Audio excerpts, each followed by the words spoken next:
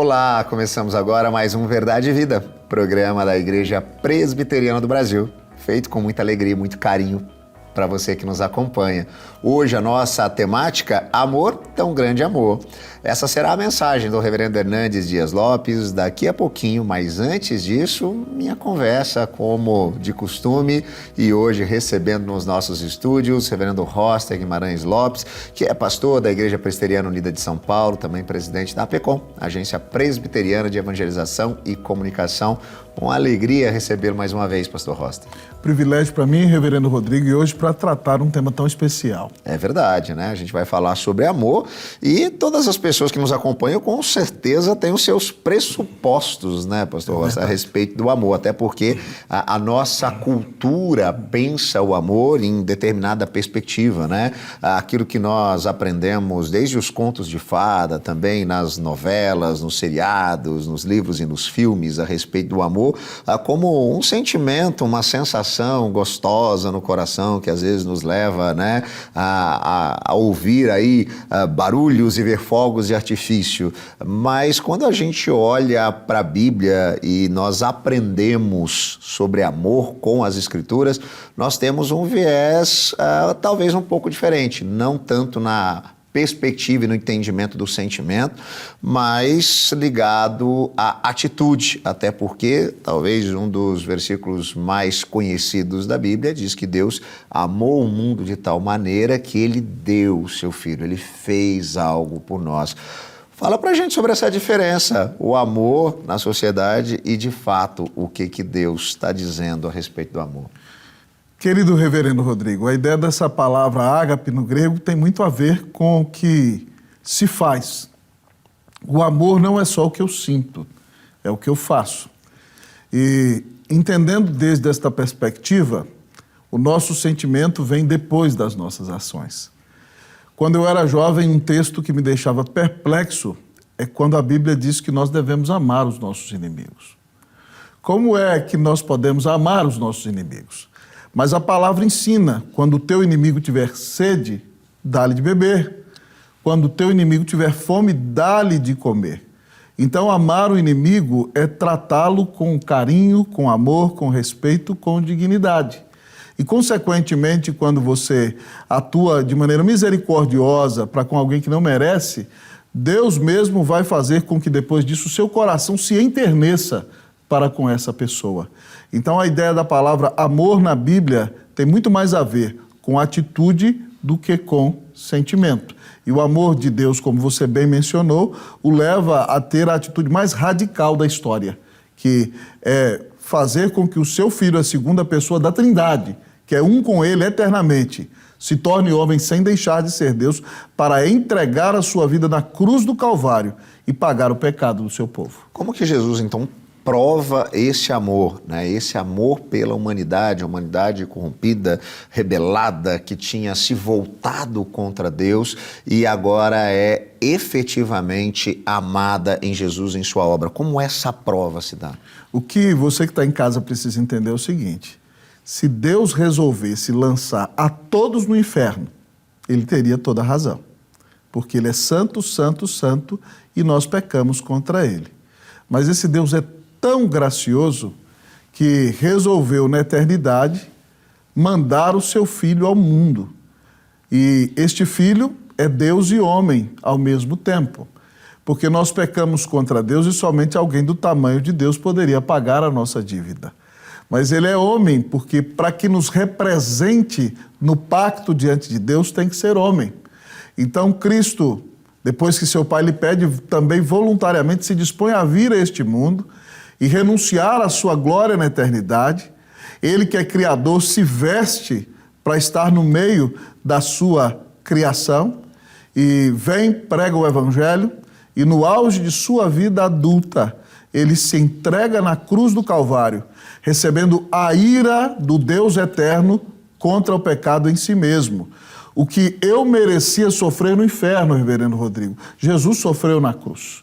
Ele recebeu a ira eterna do Deus eterno contra o pecado no meu lugar. O amor de Jesus não é só palavrório.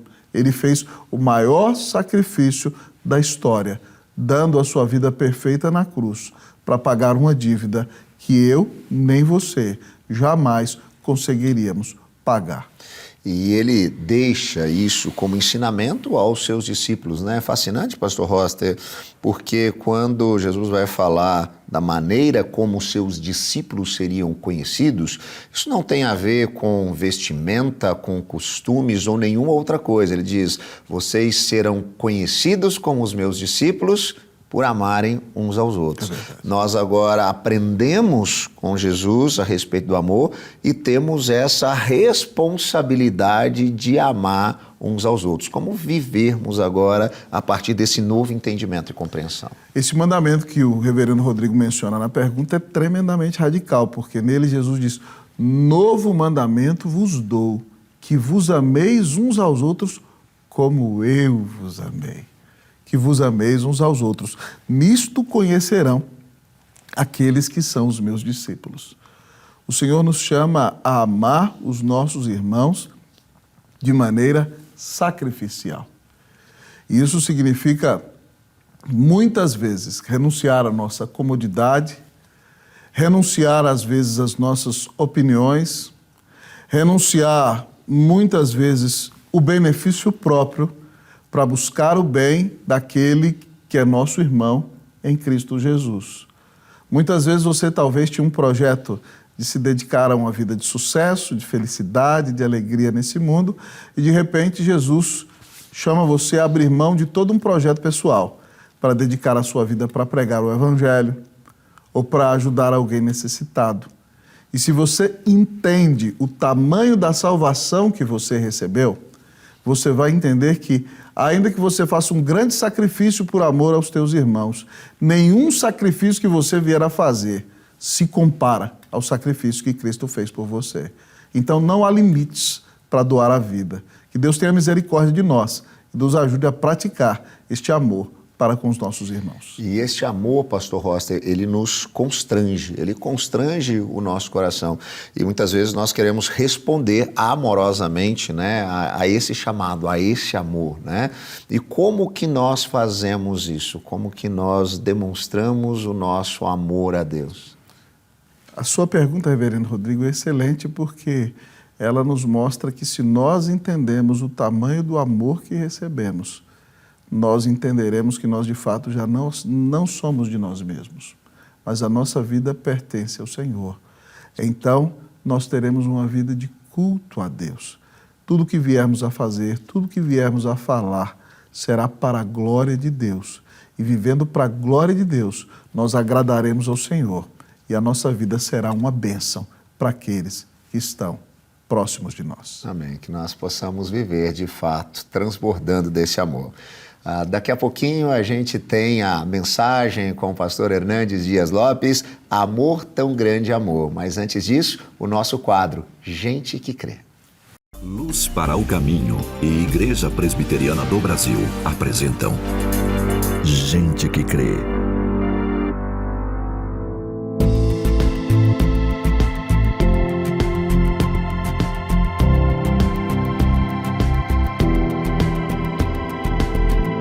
O amor é a base de tudo, né? O amor é a união, o achegamento, é tudo com amor. Não sei assim como te explicar o que é amor. Eu sinto muito amor pelas pessoas. Eu amo demais as pessoas em volta de mim, as pessoas que me amam. Fazer sempre o bem para as pessoas, procurar ajudar da melhor maneira possível, né? Se você não pode ajudar financeiramente, ouvindo a pessoa, dando uma palavra de incentivo, tudo isso faz muito bem para a gente, faz com que a gente viva muito bem. É respeitar as pessoas, entender o ser humano, fazer o bem para todas as pessoas. Será que alguém conseguiria viver sem amor? Sem amor, nós perdemos o desejo de viver. Acontece um desequilíbrio na nossa vitalidade física e mental. Nossa resistência diminui e nos abatemos diante das enfermidades que são muitas vezes fatais. Talvez escapemos da morte real, mas o que nos resta é uma existência pobre e vazia. As alternativas que se apresentam para nós são amar ou perecer. É o amor, né? Que tá esfriando o amor entre o povo, né? Um quer ajudar o outro mais. Tá difícil as coisas. Eu acho que pessoas sem amor é muito amargurada, infeliz. É muito triste pessoas que não têm amor. Ela não se ama. Não se ama, não se gosta. E acaba maltratando outras pessoas também. O amor é importante em todas as fases da vida. Aliás, é o amor que faz ele ser o ser humano. E isso é a base da constituição da saúde dele. Desde sempre. Isso não impede, por exemplo, que ele adoeça, que ele tenha algum problema de saúde mental, uma patologia no futuro. Mas isso é a base da constituição do ser dele, né? Então, isso o irá sustentá-lo. Né? É esse amor que o sustenta. Ame e viva. Amar não é somente sentir, é repartir. É dar-se a si mesmo ao outro. Parece uma contradição, mas, segundo os princípios de Deus, quanto mais nós repartimos nossa vida, mais vida nós temos e mais felizes nós somos.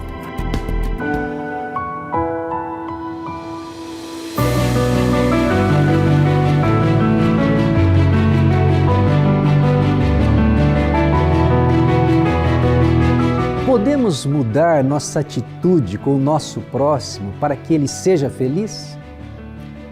Eu e você podemos fazer a diferença? A vida é um convite a oportunidades. Neste sentido, sempre haverá oportunidade de dizer uma palavra de conforto, de estender a mão ao cansado, de enxugar a lágrima de uma criança, de sorrir e de compreender. Tudo isso é possível quando Cristo se torna o centro da nossa vida. Ele é o amor que veio destronar o egoísmo e nos dar vida. É Ele quem nos direciona a sermos melhores, a termos uma nova atitude de amor com aqueles que estão ao nosso redor. O amor é a base de tudo. E isso só é possível por causa de Jesus. A palavra de Deus nos diz que nós amamos porque Ele nos amou primeiro. Deus também nos deixou um lembrete na Bíblia. Nosso amor não deve ser somente de palavras e de conversa. Deve ser um amor verdadeiro, que se mostra por meio de ações. É nisto que a gente crê.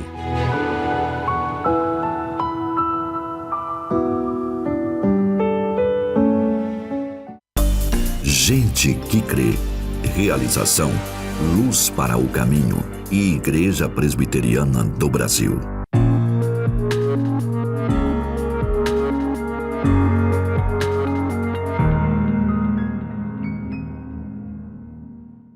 Estou muito feliz e grato a Deus pelo privilégio de compartilhar com você, neste momento, a palavra de Deus e para tratar do texto que é o mais conhecido de toda a Bíblia, João 3,16, para falar de amor, tão grande amor. Então vamos ouvir a leitura de João 3,16. Porque Deus amou ao mundo de tal maneira que deu seu Filho unigênito, para que todo o que nele crê não pereça, mas tenha a vida eterna. João 3,16 é a miniatura da Bíblia. É a Bíblia em síntese, em resumo. As palavras são proferidas por Jesus quando ele estava conversando com um dos membros do Sinédrio, chamado Nicodemos, que era mestre em Israel. Este versículo resume, de maneira singular, o grande amor de Deus por você. Deus amou o mundo de tal maneira que deu o seu Filho unigênito para que todo que nele crê não pereça, mas tenha a vida eterna. Destaco aqui alguns pontos deste texto sublime. Primeiro, o maior doador. Porque Deus amou o mundo de tal maneira que deu. Este Deus é o único Deus vivo e verdadeiro. É o Deus criador, é o Deus da providência, é o Deus da redenção. É o Deus autoexistente, infinito, imenso, eterno, imutável, onipotente, onipresente, onisciente, transcendente, soberano. É o Deus santo, santo, santo. É o Deus fiel, justo, verdadeiro.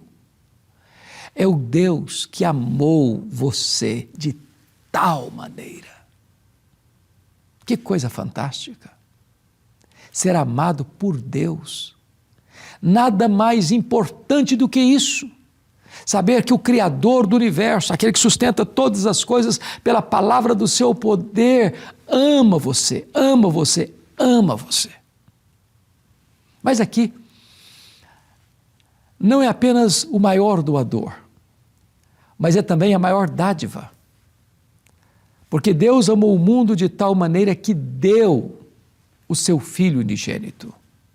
Deus deu tudo, Deus deu a si mesmo, Deus deu o seu Filho. Mas Deus deu o seu Filho para vir a este mundo. Ele, sendo Deus, não julgou como usurpação o ser igual a Deus. Antes a si mesmo se esvaziou, sendo ele transcendente, que nem os céus dos céus podiam contê-lo. Ele foi se esvaziando, se esvaziando, se esvaziando, a ponto de se tornar um zigoto, um embrião, um feto, um bebê, que nasceu de uma virgem, foi enfaixado em panos, deitado numa manjedoura. Ele, sendo Deus, Criador do universo, aprendeu pelas coisas que sofreu, pisando o nosso chão, bebendo a nossa água, comendo o nosso pão, chorando a nossa lágrima, sentindo a nossa dor, carregando sobre o seu corpo no madeiro os nossos pecados. Deus deu o seu Filho, não para vir ao mundo e ser exaltado pelos homens, Ele que era exaltado pelos anjos, mas deu o seu Filho para vir a este mundo, ser cuspido pelos homens, esbordoado pelos homens, a ponto de ser rejeitado mais do que todos os homens. Ele deu o seu Filho para que aqui ele fosse preso, julgado, condenado, açoitado, vilipendiado e pregado na cruz, como um malfeitor, como um blasfemo, como um conspirador. Ele deu o seu Filho para que o seu Filho tomasse o nosso lugar. Ele não poupou o seu próprio Filho, antes por todos nós o entregou. Não há maior prova de amor do que esta. Deus prova o seu próprio amor para conosco pelo fato de ter Cristo morrido por nós, sendo nós ainda pecadores. Cristo sorveu o cálice da ira que eu deveria beber cada gota. Ele tomou o meu lugar, levou sobre si o meu pecado, carregou sobre si a minha culpa e morreu a minha morte no meu lugar, como meu substituto, como meu fiador. Oh, tão grande amor, tão sublime amor, eterno amor, amor sacrificial. Mas, em terceiro lugar, não apenas o maior doador,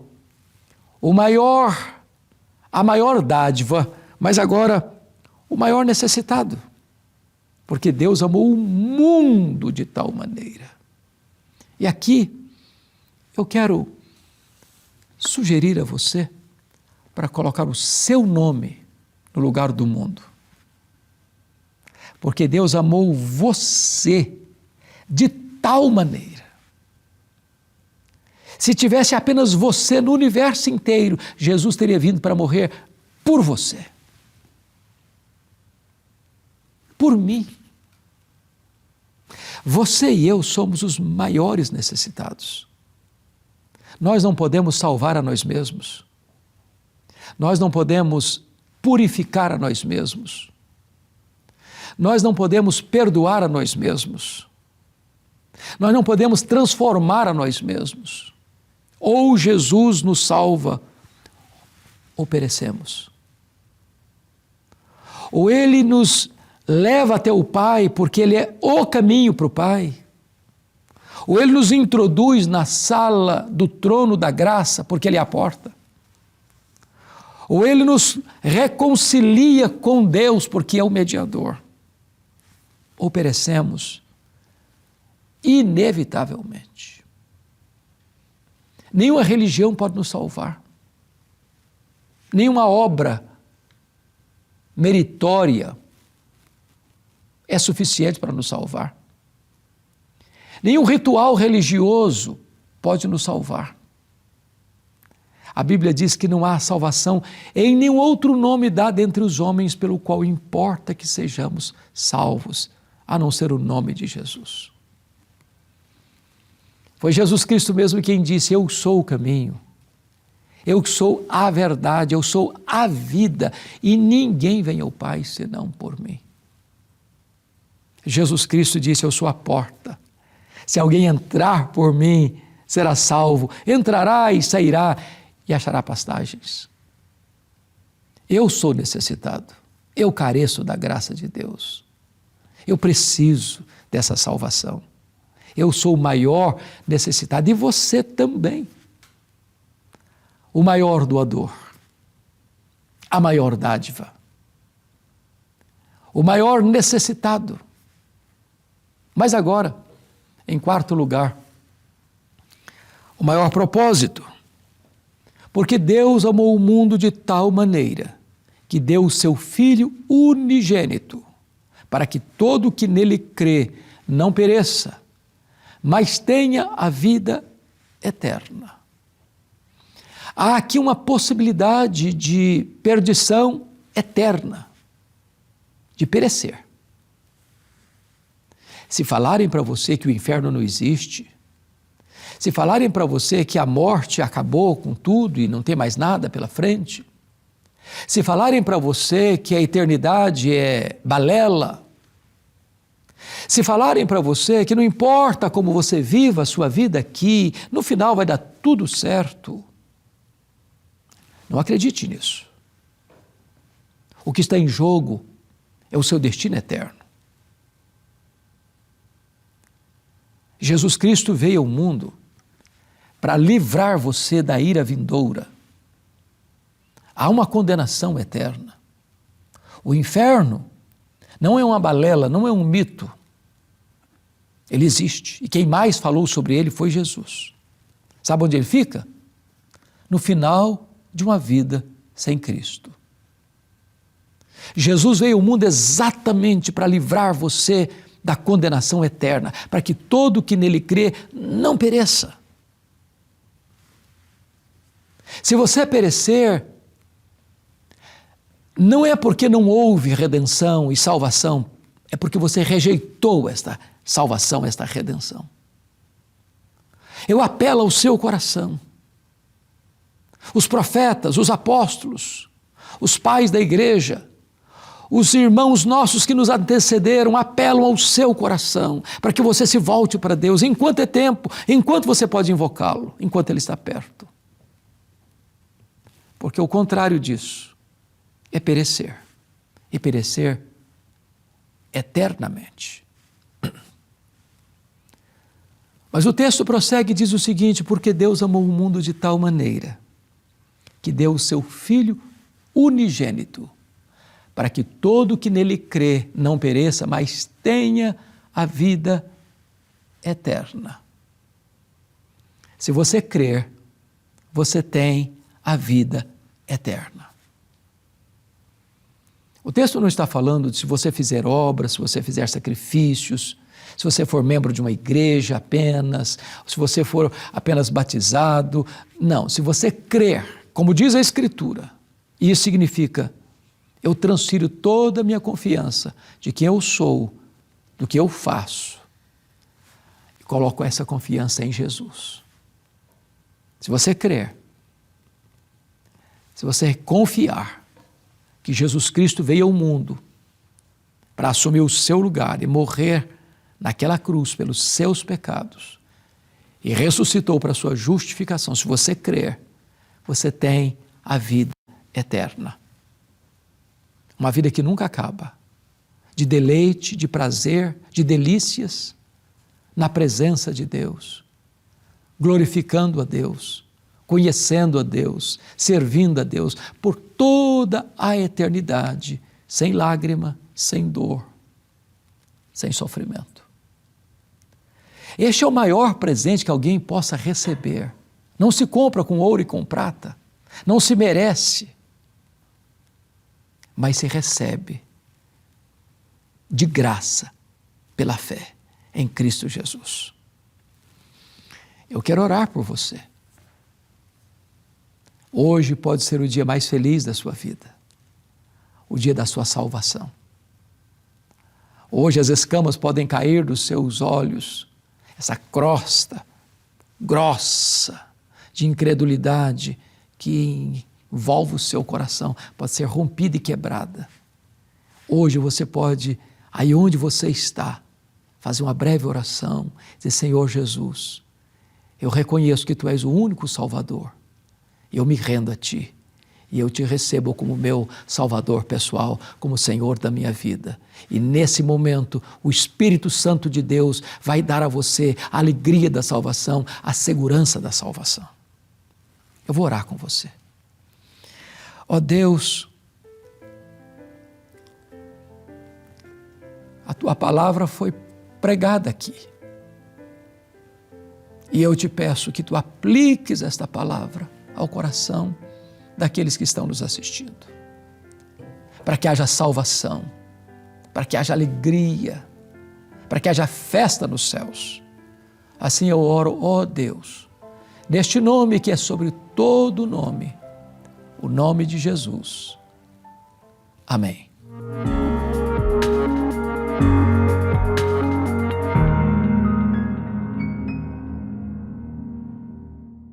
Chegamos ao final de mais um Verdade e Vida e eu queria aproveitar esse tempo para agradecer aos nossos parceiros em missão, aqueles que têm contribuído para que esse programa esteja sempre presente no ar, abençoando tantas pessoas, tantas famílias, transformando a história de vida de muitos que careciam de conhecer o Evangelho da Graça de Cristo Jesus. Se você quer também conhecer um pouquinho mais sobre a Igreja Presbiteriana do Brasil, sobre o programa Verdade e Vida, como você pode participar disso que a gente tem construído por meio desse programa, entre em contato conosco. O telefone está aparecendo aí, é o código de área 11 947 18 94 50 e fala que você quer conhecer um pouco mais sobre o programa Verdade e Vida. A gente vai te mandar um presente aí na sua casa, gratuitamente, esse devocional, reflexões para cada dia do seu ano, todas elas escritas pelo reverendo Hernandes Dias Lopes.